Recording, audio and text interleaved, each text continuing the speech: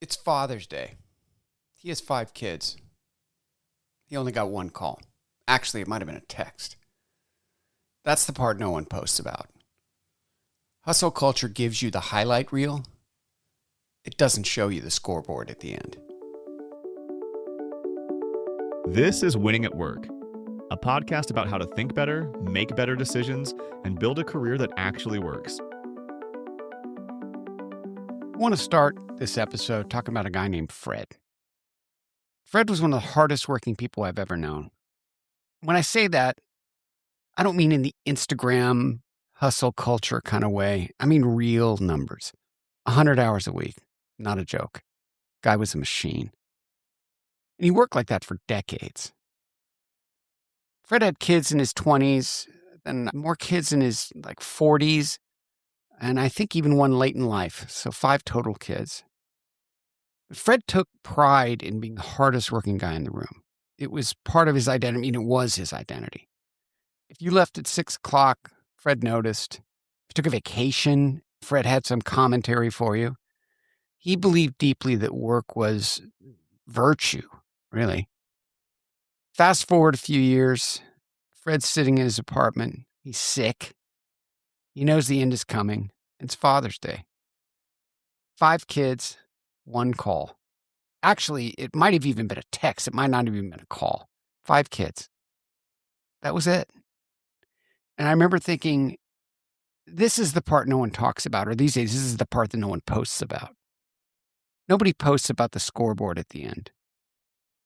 Hustle culture gives you highlight reels. It gives you all the pizzazz and all the sexiness. But it doesn't show you the closing chapter, and it doesn't show you a lot of the nuance in between. And look, Fred wasn't a bad guy. Quite the opposite. He was smart, capable, obviously very productive. But he built his whole life around being the hardest worker in the room. And when the room emptied out, there wasn't a whole lot left. And that's what I want to talk about today, the problem with hustle culture. I've often thought that hustle, in a weird way, is fear. Hustle is fear in disguise. I worked with a woman who was raised in a really conservative Chinese family, always told she was never good enough. And so she was always hustling to be good enough. But the question is, for who?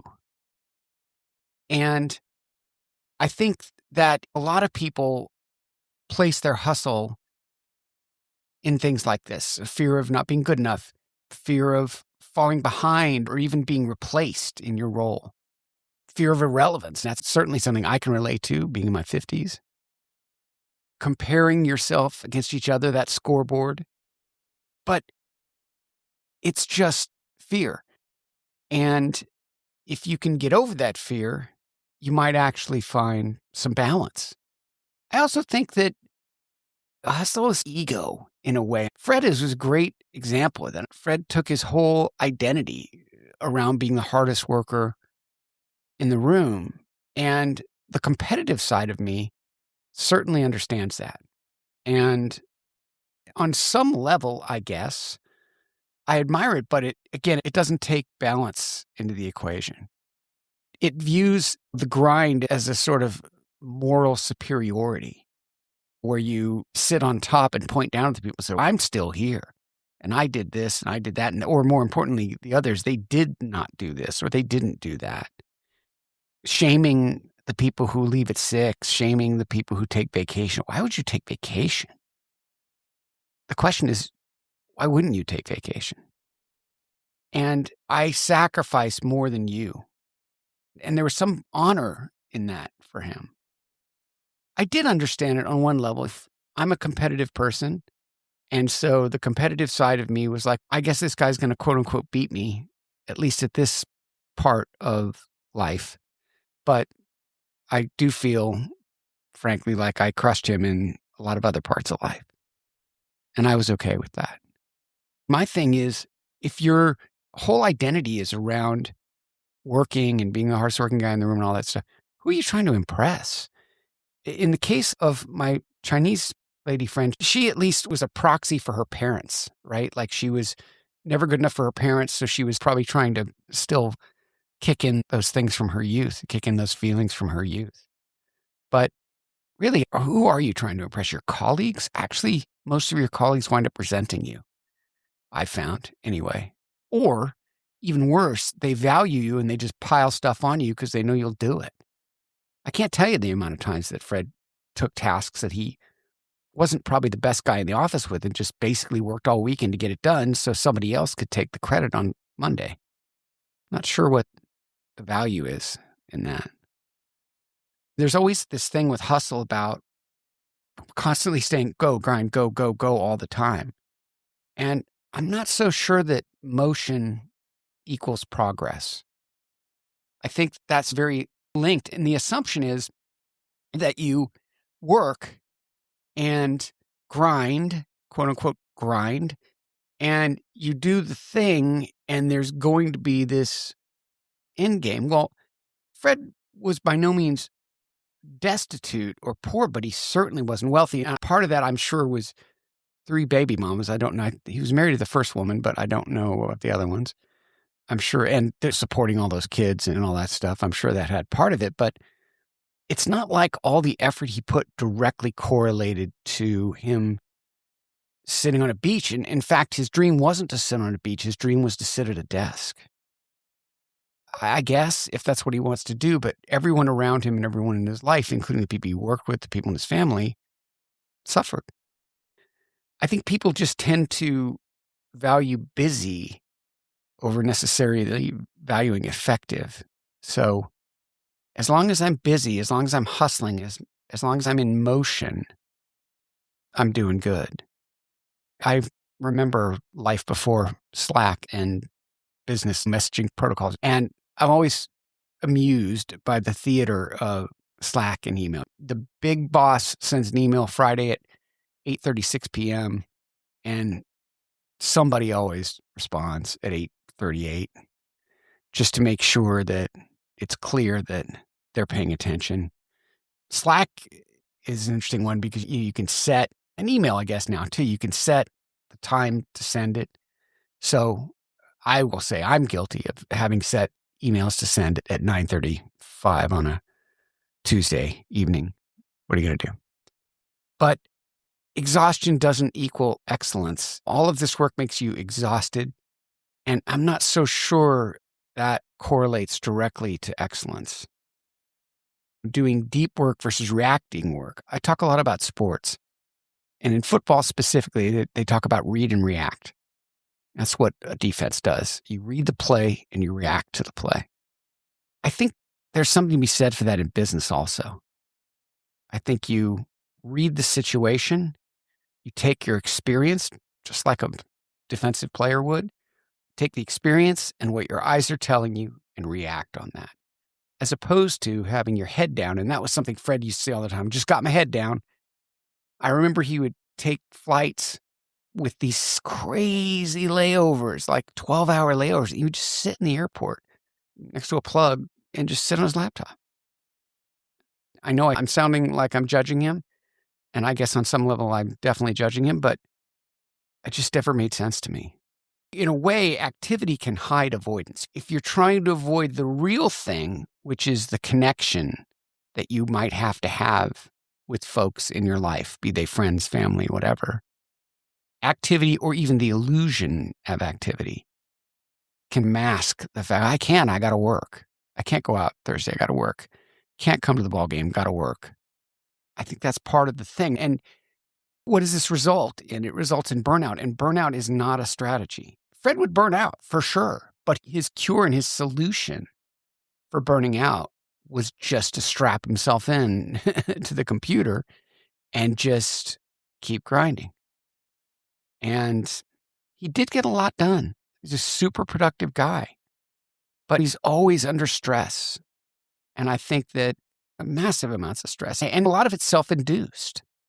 And chronic stress, I've found, narrows your thinking. It takes away some of the edges where might be some of your best thinking, some of your best thought. By definition, when you're tired and burned out and you're a mess, the quality of your decisions and the quality of your work is going to decline. Most of the time, I am definitely a big believer in do the hard thing first. I do the hard thing first every morning. Why? To get it out of the way? That's 10% of it. But really, it's because I'm at my best in the morning. My wife is actually at her best. Her best working hours are like 9 to midnight, 9 p.m. to midnight. Mine is definitely first 3 hours. I'm at my desk for sure. I really do think the true elite performers have a specific plan and take their rest intentionally and make it a priority. Because that recovery that you feel when you get some balance and the moments that you feel in your life when you have some balance, it's like a compounding thing. It stacks on top of itself and makes it more beneficial. And that's something also that the grinders, it's a lot of times it's about the money, right? And when you're grinding and you're hustling, assuming you're making money, which is not, by the way, an assumption, a direct correlation of hustle, case in point, Fred and many others. But relationships compound too, in both directions, right? So income and investments compound financially, but connection and care and feelings compound emotionally. So in other words, if you see the people in your life, your family, your friends, whoever they are, if you rarely see them, you'll lose their connection for sure, by definition. Or even if it's someone you see every day but don't spend any time with, case in point, a child, you'll lose that sort of compound interest of emotional connection. So, in my opinion, it's important to invest in those relationships and make sure that quote unquote compound emotional interest vests and builds over time. Because at the end, when you're in the apartment, hopefully you're not by yourself. And hopefully you don't want to put those who care about you through pain. But at the same time, you have built that through the connection over the years and through effort and through genuine care and genuine affection. So when you're invisible at home, when you're just never there, it's a form of neglect, and nothing will bankrupt an emotional relationship faster than neglect. If your kid cares more about the toy you get them than the fact that you're there because you're never there, that's a tough situation. With my child, I told her no a lot, but I never told her no when she asked for my time. And when she's very small, when she's 1 or 2 or 3, the attention span is so small anyway that we'd spend 45 seconds doing something and we'd have that connection, and then she'd move on to something else and I'd go back to whatever I was doing. Fred, even though he didn't have a ton of money because he lost it through relationships and whatever, he chose to compound his income, not his connection. And I think there's a very big price. The price of not having those emotional connections don't show up in your Schwab statement or your 401k statement. And it's such a cliche. I almost hate saying it, but no one on their deathbed ever says, I wish I worked less. No one on their deathbed ever said, I wish I spent less time with my family. Everyone, for better, for worse, everyone has clarity on their deathbed. And in some ways, it's a great time to have it, but in some ways, that's a wrong time to have it. And as you progress through life, what I found is work will always expand to fill the space of time, meaning you can always justify a reason to do more, do it better, do it again, rather than getting out and finding some balance. I think that if you've got that 4-hour block and you're going to sit, you'll fill it. You'll fill it with stuff to do. You'll fill it with Slacks and emails and things to do. Success without people is hollow. I'm reminded of something Mick Fleetwood from Fleetwood Mac. He was talking to a young music person and they said, oh, it's just so great. I just sit in my room now with all the tools I have at my disposal. I don't need anybody else. I can just make music. And Mick said something along the lines of, You can do that, but is that really the best thing? And is that part of it? Is that really the sort of optimal way to go about it? So my thing is, you should hustle. But if you're gonna hustle, hustle with intent. If you're gonna make that grind, you can be that 100-hour-a-week guy. Boy, I'd sure rather be working for myself if I was gonna do 100 hours a week. Putting in 100 hours a week for somebody else for your entire life is really, really tough, and I think that's really a difficult path to walk, right? During your skill building phase when you're young and you're trying to figure everything out, fine. You need to work for someone else. You need to learn the ropes. You need to absolutely rise to the top and show yourself being the person that you are. But if you get into that world and you just keep going, working for someone else, eventually you'll get stuck. Hustle for equity. Don't hustle for optics. If you have your own business, if the business is successful, everyone will want to be around you. If the business is not successful, no one will want to be around you. So hustling purely for optics, I think, can have some very short-term benefits, but I'm not sure of the long-term benefits. And so you wind up with these sort of golden handcuffs in a corporate job where you're working super hard. You've built yourself, you've built your thing, that's fine, but you're expected to always be there, just like Fred. Friday at 3:00, somebody hands Fred a thing and says, "Man, I don't know what to do about this. I can't figure it out." And he says, "Don't worry, I'll work all weekend and do it." Hustle is a tool, but I don't believe it's an identity. And that's no diss to folks who just want to hustle. That's fine. But I think there's more. I really do.